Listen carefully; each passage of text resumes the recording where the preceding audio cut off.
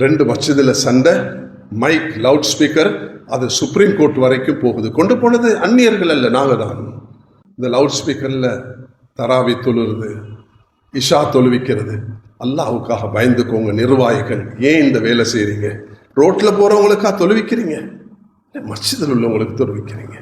அல்லாஹு தஆலா நம் மீது கொண்ட தனிப்பெரும் அருள் காரணத்தினால், அன்பின் காரணத்தினால் நமக்கு இன்று ஹஜ்ஜுடைய மாதங்களில் ஒன்று சேரக்கூடிய பாக்கியத்தை அல்லாஹ் தந்திருக்கிறான். ஷவ்வால், ஜுல்காதா, ஜுல்ஹிஜ்ஜா, இந்த 3 மாதங்களும் அஷ்ஹுருல் ஹஜ் என்று அழைக்கப்படுகிறது. பெருநாள் காலையில் நாம் தக்பீர் சொல்வது போன்று ஹஜ்ஜுடைய மாதமும் பெருநாள் ஈதுல் ஃபித்ர் உடைய ஷவ்வால் முதல் பிறையிலிருந்து ஹஜ்ஜுடைய மாதம் ஆரம்பமாகின்றது.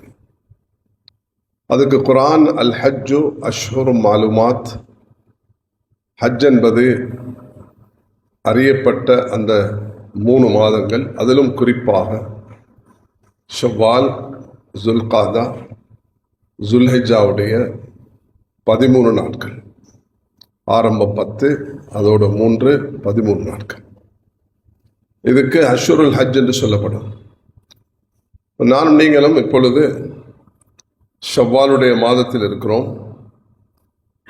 இன்று வரக்கூடிய 8ஆம் திகதி ஜுல்காதாவுக்காக பிறப்பாக்க இருக்கிறோம்.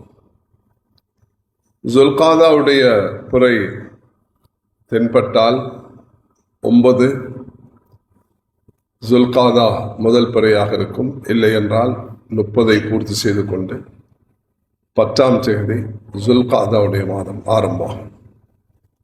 ஜுல்காதா 11வது மாதம், ஜுல்ஹிஜ்ஜா 12ஆம் மாதம், முஹர்ரம் முதல் மாதம்.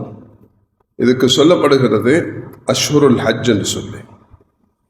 அல்லாஹு தஆலா இன்ன இத்தத ஷுஹூர் இன்தல்லாஹ் 12 ஷஹ்ரன் ஃபி கிதாபில்லாஹ் என்று அர்பஅத்துன் ஹுரும் சூரத்துல் ஹஜ்ல அல்லாஹ் படைத்த காலத்திலிருந்தே இந்த 12 மாதங்கள், அதில் 4 சங்கையான மாதங்கள்.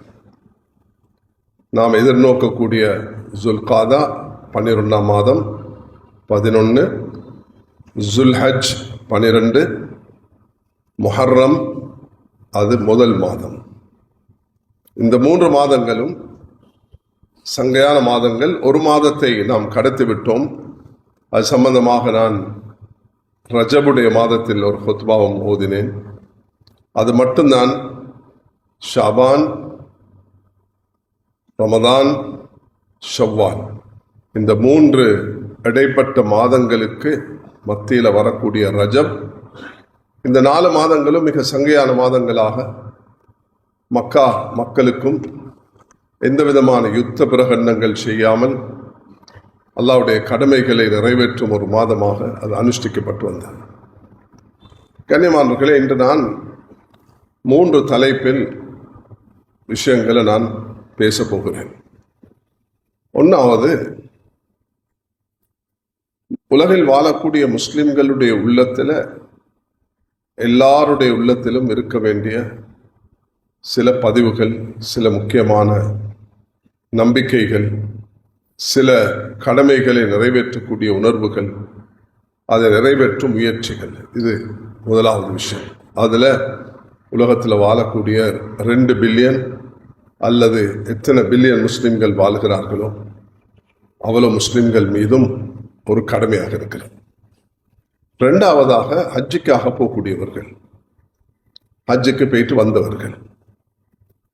ஹஜ்ஜை போகக்கூடியவர்கள் சில விஷயங்களை செய்வார்கள், அது ஹஜ்ஜோட மாத்திரம் சம்பந்தப்படும். உம்ராக்கு போகக்கூடியவர்கள் அந்த அனுஷ்டானங்களை செய்வார்கள், அது அவர்களோட மாத்திரம் சம்பந்தப்படுகிறது. 3வது, ஹஜ்ஜுக்கு போகணும் என்று ஏக்கத்திலையும் தேற்றத்திலையும் ஆர்வத்திலையும் இருக்கக்கூடிய மக்கள் நாங்கள். 3500 பேருக்கு ஹஜ்ஜுடைய பாக்கியம் கிடைச்சிச்சுண்டா, அந்த 3500 பேரும் ஹஜ்ஜை நிறைவேற்றினாங்கன்னா மற்ற 20 லட்சம் முஸ்லிம்களும் ஹஜ்ஜுக்கு போக மாட்டாங்க. அவர்கள் இந்த ஹஜ்ஜுடைய வரக்கூடிய இந்த 2 மாதங்கள் 3 மாதங்களில் தன்னுடைய கால நேரத்தை எப்படி கழித்து கொள்ளணும், இந்த 3 விஷயங்களை தான் நான் உங்களிடத்தில் முன்வைக்க இருக்கிறேன்.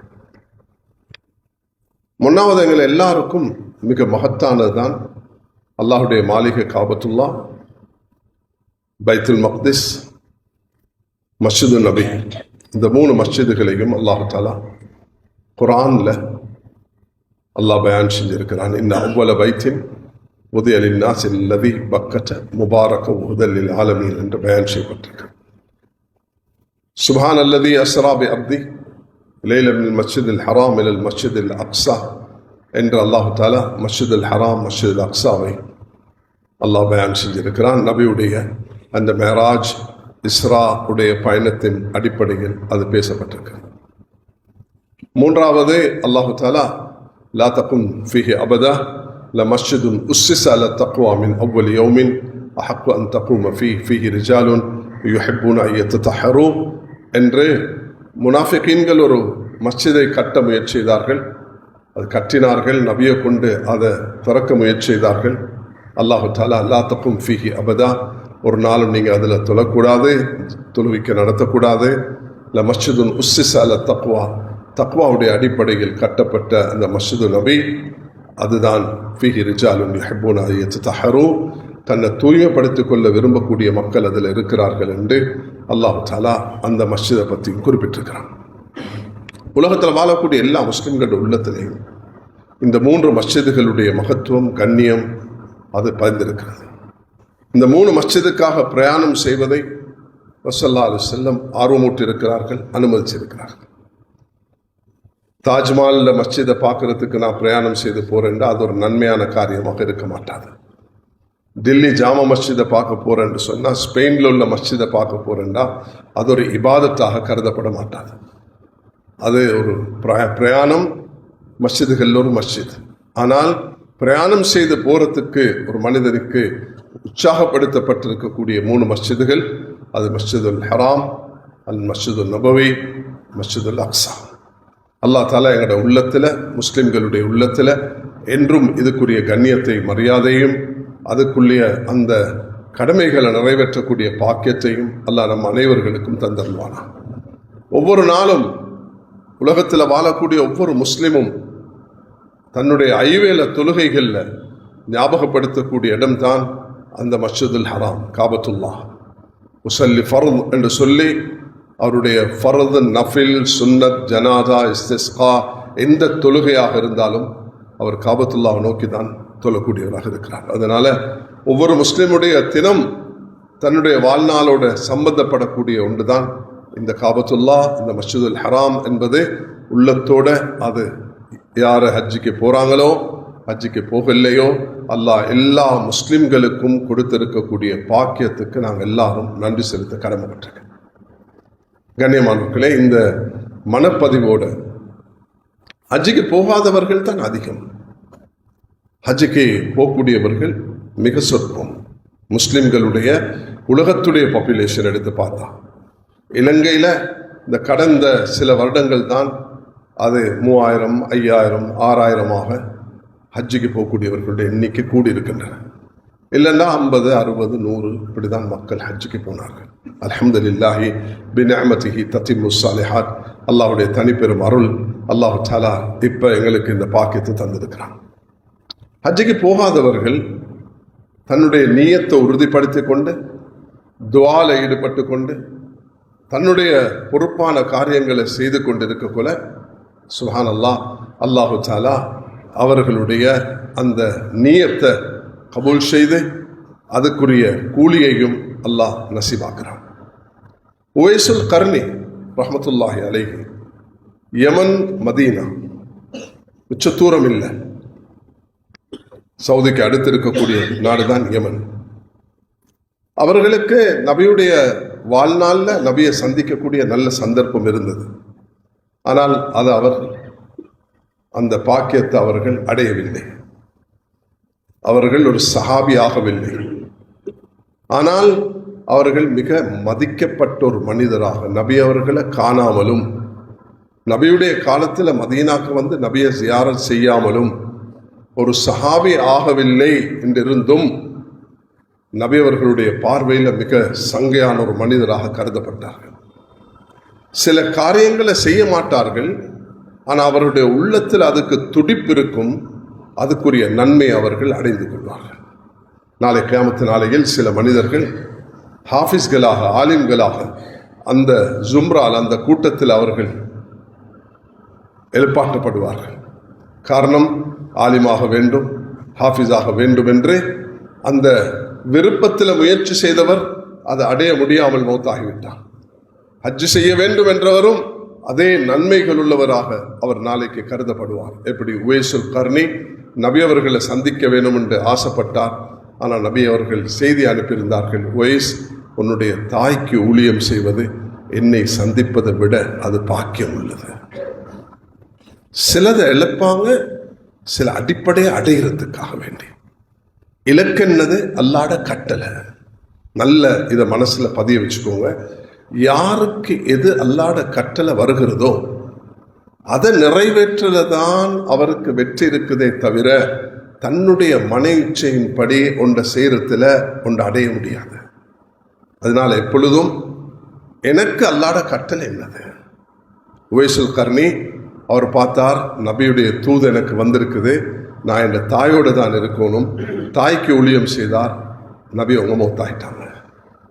அவர் அந்த காலத்தில் வாழ்ந்தும் அவர் சஹாபியாக முடியல. ஒரு நாள் உமர் ரலியல்லாஹு அன்ஹு அவர்கள் உம்ராக்கு போறாங்க. யா ரசூலல்லாஹ், நான் உம்ராக்கு போறேன். நபி அவர்கள் சொன்னார்கள், உமர், நீ என்ன உண்ட துவால மறந்துடாத. சிறிய சகோதரர் உகை என்று நபி அவர்கள் உமரை அழைத்து சொன்னார்கள். அதே உமருக்கு வேறொரு சந்தர்ப்பத்தில் நபி அவர்கள் சொல்கிறார்கள், இதுதான் ஆக படிப்பினைக்குரிய விஷயம். உமரே, நீ ஒரு மனிதரை சந்திப்பாய், அவர் உவைசுல் கர்னியாக இருக்கும். அவரை நீ சந்தித்தார், இது அவருடைய அடையாளங்கள்.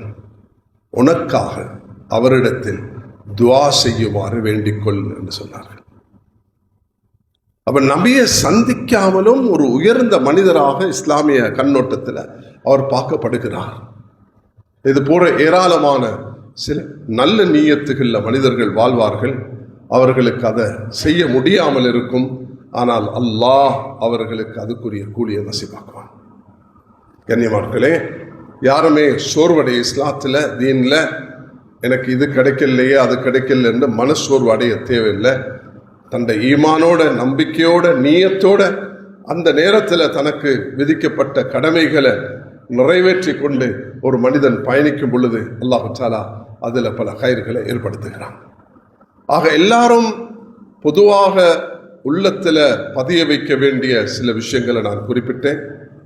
அதே நேரத்தில் ஹஜ்ஜுக்கு போக முடியாமல் மௌத்தாகக்கூடிய ஏராளமானவர்கள் இருப்பார்கள். ஆனால் நியத்து வைத்திருப்பார்கள், துவா கேட்டிருப்பார்கள். அது ஒன்றும் வீணாக மாட்டாது. அல்லாஹு தஆலா நியத்துக்குரிய கூலிய நிச்சயமாக நாளை கியாமத்து நாளையில ஒவ்வொருவருக்கும் வழங்க இருக்கிறான். ஹஜ்ஜை முடித்தவர்கள், ஹஜ்ஜுக்கு போகக்கூடியவர்கள், ஒரு சாரார் ஹஜ்ஜை முடித்தவர்கள் இருக்கிறோம். அல்லாஹ்க்கு நாங்கள் எப்பொழுதுமே ஷுக்ர் செய்ய வேண்டும். وَمَن يُعَظِّمْ شَعَائِرَ اللَّهِ فَإِنَّهَا مِن تَقْوَى الْقُلُوبِ. அல்லாஹுடைய மாளிகை, அவைகளை நாங்கள் சங்கப்படுத்தினா அல்லாஹ் அது தக்வாவுடைய அடையாளம் என்பதாக சொல்கிறான்.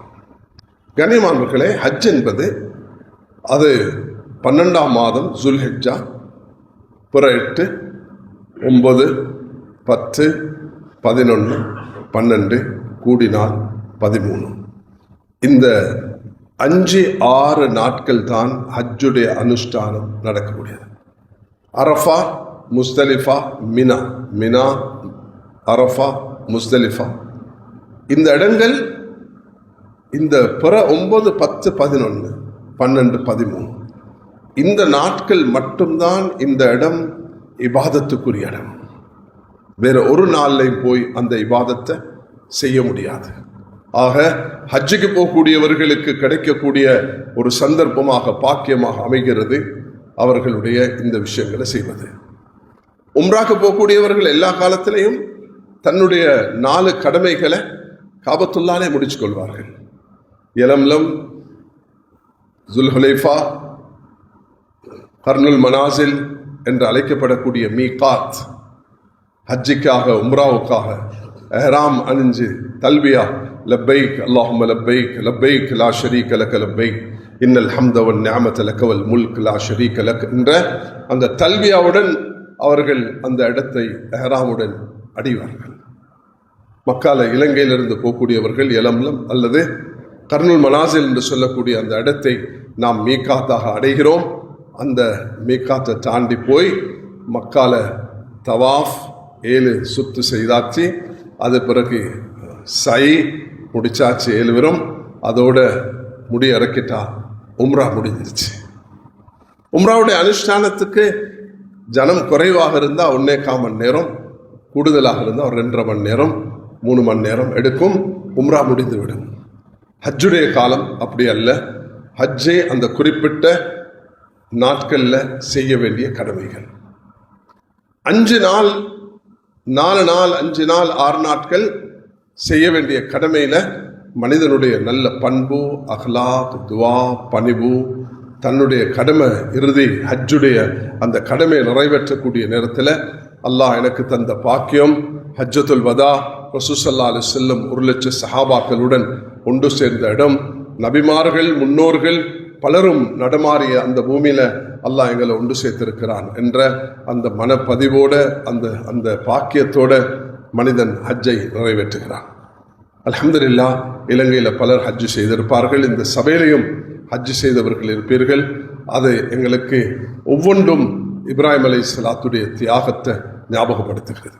அல்லாஹ் தஆலா அது ஹாஜிகளுக்கு நேரடியாக பார்க்கக்கூடிய ஒரு பாக்கியத்தை கொடுத்திருக்கிறான். கண்ணியமானவர்களே, இந்த வருஷம் போகக்கூடியவர்கள் அவர்களுடைய விஷயத்தில் ஒரு ஹதீஸ் வந்திருக்கிறது. வஃப்துல்லா சலாசத்தும், அல்லாஹ்வுடைய அந்த விருந்தினர்களாக அல்லாஹு தாலாவினால் அழைக்கப்படக்கூடிய தூதர்களாக போகக்கூடியவர்கள் 3 பேர். ஒன்று அல்லாஹ்வுடைய பாதையில் போகக்கூடியவர்கள், 2வது ஹஜ் செய்யக்கூடியவர்கள், 3வது உம்ரா செய்யக்கூடியவர்கள். இந்த 3 வகையான மக்களை பற்றி ஸல்லல்லாஹு அலைஹி வஸல்லம் அவர்கள் தன்னுடைய பயானில் நபி அவர்கள் பயான் செஞ்சிருக்கிறார். அபூ ஹுரைரா ரலியல்லாஹு அன்ஹு அவர்களுடைய இந்த ஹதீஸ் நசாயில பதிவாக இருக்கிறது. கால ரசூலுல்லாஹி ஸல்லல்லாஹு அலைஹி வஸல்லம் வஃப்துல்லாஹ் ஸலாஸத்துன் அல் காஸி வல் ஹாஜ் வல் முஅத்தமிர். இமாம் நசாய் அவர்கள் இந்த ஹதீஸை பதிவு செய்திருக்கிறார்.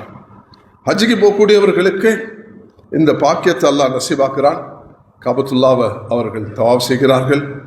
அங்கு அவர்கள் அந்த அன்பையும் உறவையும் அவர்கள் அங்கு காண்கிறார்கள். அல்லாஹு தஆலா இப்ராஹிம் அலைஹிஸ்ஸலாத்துடைய அந்த அடையாளங்கள் ஃபத்தஹிது மின் மகாம் இப்ராஹிம் முஸல்லா என்ற அந்த பாக்கியத்தை அடைகிறார்கள். தல்பியா உடைய அந்த முழக்கத்தோடு அவர்கள் குர்பான், முடியறக்கிறது போன்ற அமல்களில் ஈடுபடுகிறார்கள். அதே நேரத்தில் அவர்களுக்கு மினால தரிப்பட்டு கல்லெறியக்கூடிய ஜமராத்துகளுக்கு கல்லெறியக்கூடிய அந்த சந்தர்ப்பம் அவர்களுக்கு நசீபாகிறது. கண்ணியமானவர்களே, இந்த பாக்கியங்களை அடையக்கூடிய மக்கள் ஹாஜிகள் இந்த வருஷம் ஹஜ்ஜுக்கு போகக்கூடிய ஒரு பெரிய சோதனையை நாங்கள் சென்ற நாட்களில் முகம் கொடுத்தோம். இதுக்கு பிறகு அப்படியான ஒரு நிலைமை வரக்கூடாது. ஹஜ்ஜுடைய கோட்டா விஷயத்தில் ஹைகோர்ட், சுப்ரீம் கோர்ட் இதுகளுக்கெல்லாம் போய் ஒரு பெரிய பிச்சாட்டத்துக்கு பிறகு சுப்ரீம் கோர்ட்டுடைய தீர்வு வந்து இப்போ மக்கள் ஹஜ்ஜுக்கு ஆயத்தமாகக்கூடிய நிலைமையில் இருக்கிறோம். சில கவலைக்குரிய விஷயங்கள் மேலான சகோதரர்களே, எப்பொழுதும் ஒற்றுமையை பேணி பாதுகாக்கணும். ஒற்றுமையில் பிளவு வந்துச்சுன்னு சொன்னால் நாங்கள் எங்களுக்கு கிடைக்கக்கூடிய நியாமத்துகளை இழந்து விடுவோம்.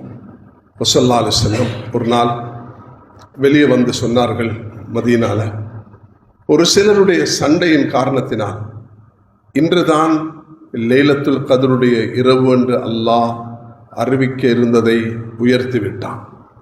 காரணம் சண்டை செஞ்சு கொண்டது. இமாம் புகார் ரஹ்மத்துல்லாஹி அவர்கள் ரஃப்உ மாரிஃபத்தி லைலத்துல் கத்ர் என்று ஒரு தலைப்பிட்டே ஒரு ஹதீஸை பதிவு செய்கிறார்கள். அந்த லைலத்துல் கத்ருடைய இரவு எந்த நாள் என்ற அறிவை அல்லாஹ் உயர்த்தி கொண்டான். காரணம் 2 முஸ்லிம்களுக்கு இடையில வந்த சண்டை. அதனால் இந்த நாட்டு முஸ்லிம்கள், இந்த நாட்டில் ஹஜ்ஜுக்கு போகக்கூடியவர்கள், ஹஜ் குரூப்புகளை நடத்தக்கூடியவர்கள், இந்த நாட்டில் ஹஜ் கமிட்டி, இந்த நாட்டில் உள்ள எல்லாரும் இதை மதிச்சு நடக்கணும், விட்டு கொடுப்போட நடக்கணும். எதையும் எங்களுக்குள்ள விட்டு கொடுப்போட தூர் நோக்கோட சட்டங்களை மதிச்சு ஒவ்வொருவரும் நடந்து கொள்றதன் மூலமாக நாங்கள் இந்த விஷயங்களை கோர்ட்டு கச்சேரிக்கு எடுத்து அவல நிலைமைகளில் ஆளாகி விடாமல் பாதுகாக்கணும். ஏன் இதை சொல்றேன்டா, எதிர்காலத்தில் இப்படியான விஷயங்கள் நடக்காமல் இருக்கவும், நாங்கள் ஒற்றுமையாக இந்த பயணத்தை கொண்டு போறதுக்கும், நாங்கள் எங்களோட விஷயங்களை கடந்த காலங்களில் நாங்கள் பலத்த சோதனை அனுபவிச்சிருக்கிறோம். மேலான சோதனை எல்லாரும் இதை படிப்பினையாக எடுக்க வேண்டும். எங்களுக்கு அல்லாஹ் ரசூலுக்கு எதிராக, குர்ஆனுக்கு எதிராக, முஸ்லிம்களுக்கு எதிராக 2010 யுத்தம் முடிச்சத்திலிருந்து பலத்த சோதனையை நாங்கள் அனுபவித்து வந்தோம். அதுக்கு பல காரணங்கள் இருக்கலாம். ஜியோ பாலிட்டிக்ஸ், உலகத்துடைய அந்த சூழ்ச்சி, இஸ்லாமோஃபோபியா, இதெல்லாம் காரணமாக அமைகிறது எங்களுக்கு உள்ள இருக்கக்கூடிய அந்த சண்டைகள் தான். ஏராளமான கேசஸ் போலீஸில் பதிவாக இருக்குது, ஏராளமான கேசஸ் கோர்ட்டுக்கு போயிட்டு இருக்குது. 2 மஸ்ஜிதுகளில் சண்டை, ஒரு மஸ்ஜிதில் கொலை விழுது, 2 மஸ்ஜிதில் சண்டை, மைக் லவுட் ஸ்பீக்கர், அது சுப்ரீம் கோர்ட் வரைக்கும் போகுது. கொண்டு போனது அந்நியர்கள் அல்ல, நாங்கள் தான். கொலை செய்ததும் மஸ்ஜிதுக்கு நாங்கள் தான், சுப்ரீம் கோர்ட்டுக்கு கொண்டு போனது நாங்கள் தான். முஸ்லிம்கள் சண்டை பிடிச்சு லவுட் ஸ்பீக்கரை நீ இவ்வளோ பாவிக்கணும், இப்படி பாவிக்கணும், முறை தவறி இந்த லவுட் ஸ்பீக்கரில் தராவி தொழுறது, இஷா தொழுவிக்கிறது. அல்லாஹ்வுக்காக பயந்துக்கோங்க நிர்வாகிகள். ஏன் இந்த வேலை செய்கிறீங்க? ரோட்டில் போகிறவங்களுக்கா தொழுவிக்கிறீங்க? மஸ்ஜிதில் உள்ளவங்களுக்கு தொழுவிக்கிறீங்க. நான் சென்ற நாட்களில் மதீனாவுடைய அதானை பதிவு செய்து பார்த்தேன். மதீனாவுடைய அதான் எனக்கு ஆக குறைஞ்சது எனக்கிட்ட ரெக்கார்டாக இருக்குது 2 நிமிஷம், ஆக கூடினா 3 நிமிஷம். நாங்கள் அதான் சொல்ல போல 7 நிமிஷத்துக்கு சில முஅத்தின்கள் இருக்கிறாங்க. அவ்வளோ நிற்க தேவையில்லை. எவ்வளோ தேவையோ லவுட் ஸ்பீக்கருடைய சத்தத்தை குறைச்சி வச்சு அக்கம் பக்கத்தில் எவ்வளோ கேசஸ் வருது தெரியுமா? சுப்ஹானல்லாஹ். இந்த நோம்புலையும் ஒரு அந்நியர் சகோதரர் பதிவு செய்கிறாரு, நீங்கள் 4:30 மணிக்கு இந்த லவுட் ஸ்பீக்கரை போட்டு நான் பக்கத்து வீட்டில் இருக்கிறேன், என் பிள்ளை எல்லாம் அவதிப்படுது. நாங்கள் பல சமூகங்கள் வாழக்கூடிய பகுதியில் வாழ்ந்து கொண்டிருக்கிறோம். மிச்சம் விழிப்பாக இருக்க வேண்டும். இந்த பாக்கியங்களை நாங்கள் இழந்திருக்கிறோம். படிப்பினை பெற வேண்டும். சுப்ரீம் கோர்ட் வரைக்கும் போய் ஒரு காலத்தில் அதை நிறுத்த வேண்டிய எல்லா லவுட் ஸ்பீக்கரையும் கட்டுப்பாடு வரக்குள்ள அவர் மற்றவர்களுக்கு வராது, எங்களுக்கு தான் வரும். அதில் மிச்சம் கவனமாக இருக்குமாறு நிர்வாகிகள் பொதுவாக தராவி தொழுக கியாமுல் லைல் எல்லாம் ரோட்டுக்கும் வீட்டுக்கும் கேட்க வைக்கிறதுக்கு என்ன தேவை இருக்குது? ஒரு தேவையும் இல்லை. இது அல்லாஹ்வுடைய பேர்ல அல்லாஹ்வை மக்களை கோபப்படுத்துறதுக்கு உண்டான வேலையை நாங்கள் செய்கிறோம். மஸ்ஜிதில் அதான், அதையும் அந்த பகுதிகளை பார்த்து சத்தத்தை எவ்வளோ குறைச்சி கொள்ளையிலுமோ அதை குறைச்சி செய்து கொள்வது தான் இந்த நாட்டுக்கு ஆரோக்கியமாக இருக்கும். நாங்கள் மஸ்ஜிதில் கொலை செஞ்சோம், லவுட் ஸ்பீக்கர் சுப்ரீம் கோர்ட் வரைக்கும் கொண்டு போனோம், ஒவ்வொரு மஸ்ஜிதிலையும் சண்டை பிடிச்சு கொண்டு இருந்தோம். அப்போ என்ன நடந்தது? அல்லாஹ் அக்பர், அல்லாஹ் பாதுகாக்கும். நவுசுபில்லா. அவர்களுக்கு சந்தர்ப்பமாக அமைச்சு சுயநலவாதிகள் நுழைந்து ஃபித்னாவில் உண்டாக்குறதுக்கு சந்தர்ப்பத்தை நானும் நீங்கள் தான் ஏற்படுத்தி கொடுத்தோம். எல்லாரும் இஸ்திக்ஃபார் தௌபா செய்யணும். மற்றவர் மீது பழி சுமத்தாம என்னால் என்ன தவறு நடந்திருக்குது என்பதை ஒவ்வொருவரும் மனசுக்கு எடுத்து செயல்பட்டோம் என்றால் அது மிக பொறுமதியாக இருக்கும். இப்போ நான் சொல்ல போறது மேலான சகோதரர்களே, ஸல்லல்லாஹு அலைஹி வஸல்லம் அவர்கள் 23 வருடங்கள் நபித்துவத்துடைய இந்த பயணத்தை செஞ்சிருக்கிறார்கள். அதில் 3 வருஷ காலம் நபி அவர்கள் மக்கால ரகசியமாக பப்ளிக்கு வந்து அழைப்பு கொடுக்காம இஸ்லாம் தீன ஒளிஞ்சு ரகசியமாக மக்களுக்கு அழைப்பு கொடுத்தாங்க. அது பிறகு பகிரங்கமாக 10 வருடங்கள் ஸல்லல்லாஹு அலைஹி வஸல்லம் அல்லாஹ்வின் பக்கம் அழைச்சிருக்கிறாங்க. அதுல இந்த மாசம் ஷவ்வால் முழு மாதமும் உக்காஸ் என்ற ஒரு பஜார், மதீனா மக்கால மினாவுடைய மைதானத்தில் 3 பஜார் இருக்கும். உக்காஸ், மஜன்னா, ஜுல் மஜாஸ். இதை நான் நீங்க எல்லாரும் கட்டாயம் இன்று விளங்கிக் கொள்ள வேண்டிய ஒரு குறுகிய நேரத்தில் நான் முன்வைக்கக்கூடிய ஒரு தலைப்பாக இருக்கும். நான் ஹாஜிகள் என்ன செய்யணும் என்றும் சொன்னேன், ஹஜ்ஜிக்கு போனவர்கள் எப்படி நடந்து கொள்ளணும் என்றும் சொன்னேன். பொதுவாக எங்களோட உள்ளங்களில் இந்த மாதங்களுடைய மகத்துவம் எப்படி இருக்கணும் என்றும் சொன்னேன். நாங்கள் ஷவ்வாலுடைய 24 இருக்கிறோம். இன்னொரு 8ஆம் திகதி புற காணப்போகிறோம். 6 நோன்பு விடுபட்டவர்களுக்கு 6 நோன்பை நோற்றுக்கொள்ளக்கூடிய சந்தர்ப்பம். நபி ஸல்லல்லாஹு அலைஹி வஸல்லம் அவர்களுடைய 2 மனைமார்களுடைய திருமணம் இந்த மாசத்துல ஏற்பட்டிருக்கிறது. உம்மு சலமா, ஆயிஷா ரலியல்லாஹு அன்ஹா இவர்கள் இருவரையும் ரசூலுல்லாஹி அலைஹி வஸல்லம் அவர்கள் இந்த மாசத்துல தான் மணமுடித்தார்கள் என்பதும் ரிவாயத்துகளில் பதிவாக இருக்கிறது. ஆயிஷா ரலியல்லாஹு அன்ஹா 1வது ஹிஜ்ரி ஷவ்வால்ல, அதே நேரத்தில் 4வது ஹிஜ்ரியில் உம்மு சலமா அவர்களை ரசூலுல்லாஹி அலைஹி வஸல்லம் திருமணம் செய்திருக்கிறார். பொதுவாக ஷவ்வாலுடைய மாதத்தில் திருமணம் செய்யக்கூடாது என்ற தவறான ஒரு பழக்கம் ஒன்று இருக்கிறது. அப்படி அல்ல.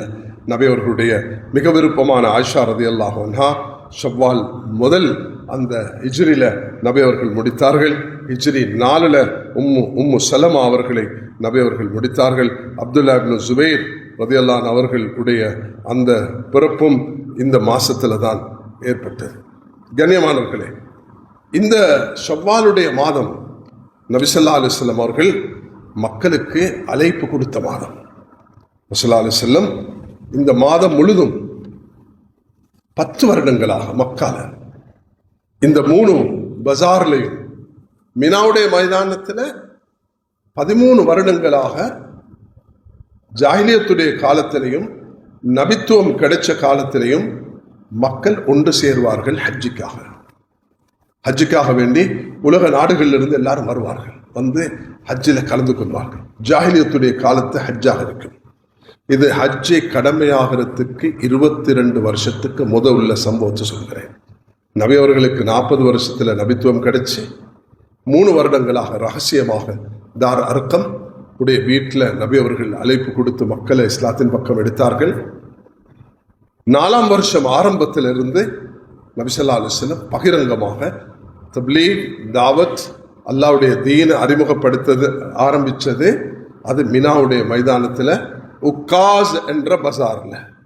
உக்காஸ் என்ற பஜார் மக்கள் மக்காவுடைய சீசன்ல இந்த சீசனுக்கு வியாபாரம் நடக்கிறது மாதிரி, சைனா மற்ற இடத்துக்கு நாங்க இந்த வியாபாரத்துக்கு போறது மாதிரி மக்கள் ஹஜ்ஜுடைய காலத்துல அங்க வருவார்கள். இது ஜாஹிலியத்துடைய பழக்கமாக இருந்தது.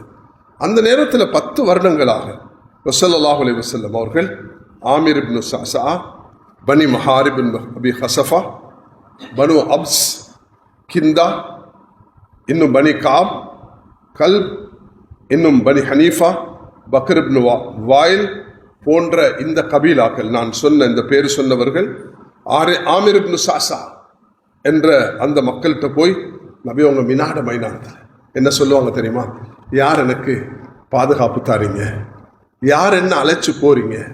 உங்களோட ஊருக்கு யார் என்ன கூப்பிட்டு கொண்டு போறீங்க?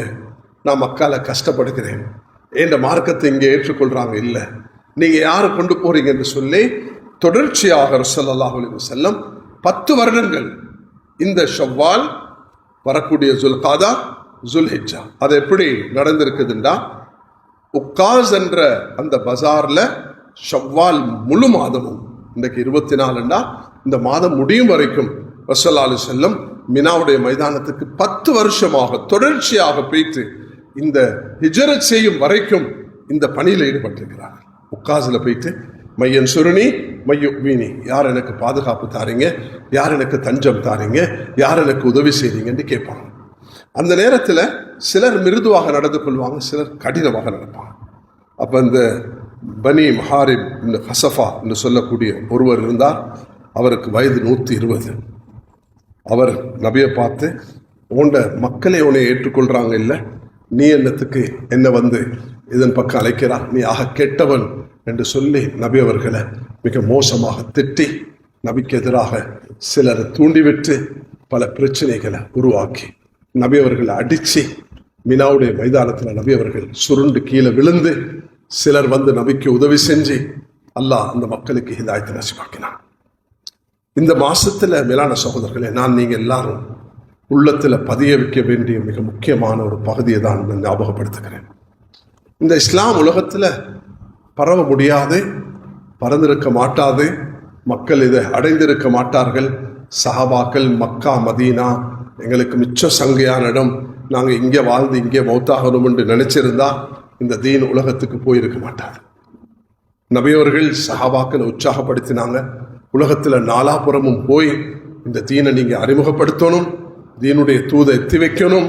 குந்தும் ஹைர உம்மத்தின் உக்ரிஜத் லின்னாஸ் தஅமுருன பில் மஅரூஃப் வ தன்ஹவுன அனில் முன்கர் துஅமினுன பில்லாஹ் என்ற இந்த தூதை மிக தெளிவாக, நீங்கள் சிறந்த உம்மத், நலவை கொண்டு ஏவி தீயதை விட்டு தடுக்கக்கூடியவர்கள் என்றது உங்களோட மனதில் உறுதியாக இருக்க வேணும். சஹாபாக்களுடைய எண்ணிக்கை ஹஜ்ஜத்துல் வதால 1,24,000 என்று நாங்கள் எல்லாரும் அடிக்கடி கேள்விப்படுகிறோம். ஆனால் மௌத்தாயின ஜனாசாவை எண்ணி பார்த்தீங்கன்னா மக்கா மதீனா எல்லாமே 10,000 பேர் தான் அடக்கம் செய்யப்பட்டுகிறாங்க. இந்த 1,00,000 சொச்ச சஹாபாக்கள் எங்க போனாங்க? உலகத்தில் நாலாபுறமும், எகிப்துக்கு போங்க, மொரோக்கோக்கு போங்க, டூனிஸுக்கு போங்க, அல்ஜீரியாவுக்கு போங்க, நீங்க ஈரானுக்கு வாங்க, ஈராக்குக்கு வாங்க, லிபியாவுக்கு போங்க, உலக நாடுகளில் பிரயாணம் செய்து பாருங்க. நான் ஒரு ஊருக்கு போனேன், பாகிஸ்தான் பார்டர், அதோட தொடர்ந்து ஈரான், அதுக்கு பேர் பஞ்ச்கோர் என்று சொல்றது. பெர்ஷியன் லாங்குவேஜில் பஞ்ச்கோர் உண்டா 5 கபர்கள். உமர் ரலியல்லாஹு அன்ஹு ஆட்சி காலத்தில் ஒரு சஹாபாக்களுடைய ஒரு ஜமாத் வந்தது. தொடர்ச்சியாக மதீனாலிருந்து வந்த அந்த ஜமாத்துகள், அந்த படைகள் ஈராக்கை தாண்டி ஈரானை வந்து சேர்றாங்க. யஸ்தஜர் என்ற ஆட்சியாளன் சைனாவுக்கு கடிதம் எழுதுகிறான். சைனாவுடைய மன்னருக்கு அந்த கடிதத்தில் சொல்கிறான், ஓ சைனா நாட்டு மன்னரே, அரபியர்கள் எங்களை நோக்கி வந்து கொண்டிருக்கிறார்கள், எங்களை பிடிச்சா உன்னையும் பிடிச்சிருவாங்க, நீ எனக்கு உண்ட படைகளை அனுப்பிவை என்ற ஒரு தூதுக்குழுவை ஈரான் நாட்டு மன்னர் சைனாவுக்கு அனுப்பினார். அந்த சைனாவுடைய தலைவர் அந்த காலத்தில் ஈரான்ல இருந்து வந்த தூதை மதித்து அவர்கிட்ட சில கேள்விகள் கேட்டார். அவர்கள் யார், என்ன அணுகிறார்கள், எதில் பிரயாணம் செய்கிறார்கள், அவருடைய உணவு என்ன, அவர்களுடைய நடவுட பாவனை என்ன, அவர்கள் வாக்கு எப்படி நிறைவேற்றுகிறார்கள், ஹராம் ஹலால் எப்படி செய்கிறார், இதெல்லாம் கேட்ட பிறகு அவன் சொன்ன வார்த்தை என்ன தெரியுமா? ஈரான்ல இருந்து சைனா வரைக்கும் படைகளை நான் குமிப்பேன், அப்படியே அணிவகுத்து நிற்பார்கள், அந்த அளவுக்கு எனக்கு ஆள்பலம் இருக்குது, நான் எல்லாத்தையும் அனுப்பி வைப்பேன். ஆனா இந்த மக்கள் நீ சொல்லக்கூடிய ஒட்டகத்தில் பிரயாணம் செய்து சாதாரண சாப்பாடை சாப்பிட்டு ஹலால் ஹராம பேணி வாக்கு நிறைவேற்றி மக்களுக்கு துரோகம் செய்யாம அநியாயம் செய்யாம இப்படி பணிவாக நடக்கக்கூடிய மக்களோட நீனோ நானோ சண்டை செஞ்சா நாங்கள் தான் தோல்வி அடைவோம், அவர்கள் வெற்றி பெறுவார்கள். அந்த பெரும் பெரும் மலைகளை பார்த்து எமக்கு இடம் வேணும் என்று சொன்னால் அந்த மலையும் பிளந்து இவர்களுக்கு இடம் கொடுக்கும். அதனால் சாலிமோகும் அவர்களோட சாலிஹோகும் சுலுஹ் செய்து கொள், சண்டை பிடிக்காதே என்று இந்த சம்பவத்தை அழகாக ஹயாத்து சஹாபா என்ற கிரந்தத்தில் ஷேக் யூசுப் காந்தலி ரஹ்முல்லா அவர்கள் 3வது பாகத்தின் இறுதி சம்பவமாக பதிவு செய்திருக்கிறார்கள். கண்ணியமானவர்களே, உலகத்தில் ஹதரத் உமர் ரலியல்லாஹு அன்ஹு அவர்கள் மெம்பரில் நான் இன்றைக்கு இருக்கிறது போல நின்ற நிலையில் யா சாரியத்து அல் ஜபல், சாரியா மலையை பார் என்று சொன்னாங்க. 1000 மைல்களுக்கு அப்பால் இருக்கக்கூடிய அந்த பல 100 மைல்களுக்கு அப்பால் இருக்கக்கூடிய சாரியா உடைய அந்த படை மேலே பார்க்கும் பொழுது மேலே எதிரிகள் சூழ்ந்திருக்கிறார்கள். அந்த நாளை குறிப்பிட்டு வச்சு அந்த படை வந்தவுடன் கேட்டார்கள், இப்படி உமர் ஒரு சத்தம் போட்டாரே, அது உங்களுக்கு கேட்டுச்சா? ஓ, உமருடைய சத்தம் அன்று வராவிட்டால் நாங்கள்லாம் தோல்வி அடைஞ்சிருப்போம்னு சொன்னார்கள். மொபைல், இன்டர்நெட், இந்த குளோபல் வில்லேஜ் ஒன்றுமே இல்லாத காலத்தில் அன்றைக்கு முல்ஹம் ஹாதி உம்மா, இந்த உம்மத்துடைய முல்ஹமாக அல்லாஹ் உமர் ரலியல்லாஹு அன்ஹு அவர்களை வஹி வரவில்லை, ஆனால் அந்த ஒரு பெரிய மகானாக அல்லாஹ் அவர்களை தெரிவு செய்தார். அதனால் கண்ணியமானவர்களே, என்னுடைய இன்றைய ஜும்மா ஹஜ்ஜுக்கு போகக்கூடியவர்களுக்கு துவா செய்வோம். அவர்கள் எங்களோட தூதர்களாக போகிறார்கள், அவர்களை வழி அனுப்புவோம். இந்த நாட்டுக்கும் உலகத்துக்கும் சாந்தியும் சமாதானத்தையும் கொண்டு வரட்டும். அதே நேரம் ஹஜ்ஜுக்கு போக ஆசை உள்ளவர்கள் யாரும் போகாமல் மௌத்தாக இருந்தால் கவலைப்பட தேவையில்லை. கடைசி வரைக்கும் கேட்டுக்கொண்டே இருப்போம். அல்லாஹ் அனுப்பி வைப்பான். அல்லாஹ் அனுப்பி வைக்க நாடினால் அல்லாஹ்வுக்கு எந்த சிரமமும் கிடையாது. அதே நேரம் ஹஜ்ஜுக்கு போகக்கூடியவர்கள் போகாதவர்கள் எல்லோருடைய உள்ளத்தில் இந்த மஸ்ஜிதுகளுடைய மகத்துவம் கண்ணியம் இருக்க வேண்டும். ஒவ்வொரு நாளும் நாங்கள் அந்த கிப்லா முன்னோக்கி தான் தொழுகிறோம். அல்லாஹ் இடத்துல துவாவும் செஞ்சு கொண்டிருக்கணும். குறிப்பாக பைத்துல் மக்தஸுக்காக துவா செஞ்சு கொண்டே இருக்க வேண்டும். அல்லாஹ் அவர்களுக்கு விமோசனம் கொடுத்து இந்த ஆயிரக்கணக்கான குழந்தைகள் மக்கள் அவதிப்பட்டு ஷஹீதாகி அவர்களுக்கு அல்லாஹ் அந்த அந்தஸ்தை நசீபாக்கணும். உள்ளத்தால நானும் நீங்களும் அதுக்கு துவா செஞ்சு கொண்டே இருக்க வேண்டும். அதே நேரத்தில் எல்லாரும் செய்ய வேண்டிய ஹாஜிக்கு போகாதவர்கள் எல்லோரும் ஷவ்வால், ஜுல்காதா, ஜில்ஹிஜ்ஜா 10 வருடங்களாக நபி அவர்கள் செய்து மதீனாக்கு போய் 10 வருடங்களாக அந்த பணியை நிறைவேற்றி உலகமெல்லாம் இந்த தூதை கொண்டு சேர்க்கக்கூடிய அந்த 1,00,000 சுற்ற சஹாபாக்களுடைய கபர்களை உலகத்திலே நபி அவர்கள் அங்கு போய் மரணிக்க அவர்களுக்கு ஆர்வமூட்டின காரணத்தினால உலகத்தில் நாலாபுறத்திலும் அவர்களுடைய கபர் இருக்கிறது போல நானும் நீங்களும் இந்த ஈமானுடைய கொடியை, இந்த தீனை சுமந்தவர்களாக உலகத்துக்கு இந்த தூதை நாம் எமக்கு மத்தியிலும் என்னுடைய குடும்பம், மஹல்லா, ஊர்வாசிகள் அனைவர்களுக்கும் கொடுக்கிறது போல இந்த ஹஜ்ஜுடைய காலத்தில் நபியவர்கள் ஆதாரபூர்வமாக நபியவர்கள் 10 வருடங்களாக அந்த கடுமையான சூழல்ல கூட என்ன செஞ்சார்கள் என்பதை ஒரு சாராம்சமாக முன்வைத்திருக்கிறேன். நாங்கள் எல்லோரும் சூரத்துல் அஸ்ரை ஓதி வருகிறோம். சூரத்துல் அஸ்ர் தான் எங்களுக்குள்ள தூதாக இருக்கிறது. காலத்தின் மீது சத்தியமாக எல்லாரும் நஷ்டத்தில் ஈமான் கொண்டு நல்லமல்கள் செய்து உண்மையை போதித்து பொறுமையை போதிக்கக்கூடியவர்களை தவிர என்று அல்லாஹ் தஆலா சொல்லியிருக்கிறான். அதனால் வயது வந்த ஆண்கள் பெண்கள் எல்லோருக்கும் சூரத்துல் அஸ்ருடைய அந்த கடமையை நிறைவேற்றுவதற்கு தான் நான் இந்த மினாவுடைய மைதானத்துடைய இந்த ஹஜ்ஜுடைய காலத்துடைய பயணத்தை முன்வைத்தேன். இறுதியாக ஒரு விஷயத்தை ஞாபகப்படுத்திக் கொள்கிறேன். மேலான சகோதரர்களே, குர்பான் கொடுக்கக்கூடிய காலங்கள் வர இருக்கிறது. அது இன்னொரு மாசத்துக்கு பிறகு நாங்கள் அதுக்காக வேண்டிய ஆயத்தமாகாமல் இப்ப இருந்தே அதுக்குரிய ஏற்பாடுகள் மஸ்ஜிதுகள் ஊடாக ஒவ்வொரு ஊர்லையும் மிக நேர்மையாக நாட்டு சட்டத்தை மதித்து குர்பான் செய்வதற்கு இந்த அனிமல் உடைய ஆக்ட்ல என்ன சொல்லப்பட்டிருக்கிறதோ அவைகளை மதித்து எங்களுடைய அனுஷ்டானங்களை செய்யறதுக்கு இன்ஷா அல்லாஹ் வரக்கூடிய வாரங்களில் அதுக்குள்ள வழிகாட்டல்கள் தரப்படும். வல்ல அல்லாஹ் எம் அனைவர்களையும் ஈமானுடன் வாழ்ந்து ஈமானுடன் மரணிக்க கிருவிஷயமானாக. யா மதீனாவுடைய மௌத்தை எமக்கு தருவாயாக. உன்னுடைய பாதையின் மரணத்தை தருவாயாக. பைத்துல் மக்தஸை எமக்கு நீ விடுவிச்சு தருவாயாக. எங்களுடைய காலத்தில் நாமும் போயிட்டு அங்கே தொழக்கூடிய பாக்கியத்தை, எங்களுடைய கடமைகளை நிறைவேற்றக்கூடிய பாக்கிய தருவாயாக. உலகத்தில் அமைதியையும் சாந்தியும் சமாதானத்தையும் ஏற்படுத்தி தருவாயாக.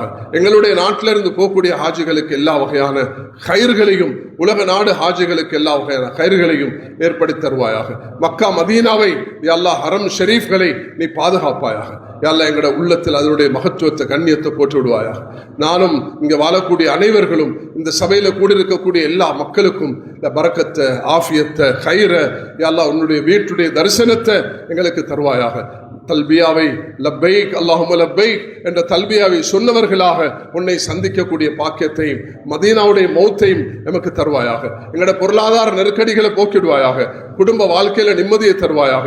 நோய் இல்லாத வாழ்க்கையை தருவாயாக. யாழ்லா எங்களோட கடன் தொல்லைகளை நீக்கிடுவாயாக. வியாபாரத்தில் பஜாரில் கயிற பரக்கத்தை ஏற்படுத்துவாயாக. இந்த மஸ்ஜிதையும் இந்த நாட்டிலே மஸ்ஜிதுகளையும் பாதுகாப்பாயாக. யாழ்லா நடக்கூடிய அரசியல் காலங்களில் இஸ்லாத்துக்கு எதிராக சூழ்ச்சிகள் நடக்காமல் பாதுகாப்பாயாக. இந்த நாட்டுக்கு யாரு தலைவராக வருவதும் எந்த கட்சி பொருத்தமாக கருதுகிறாயோ அதை நீ எமக்கு ஆக்கி தருவாயாக. யா எமக்கு மறைமுகமான உதவியை செய்வாயாக. உடல் பொருள பறக்க செய்வாயாக.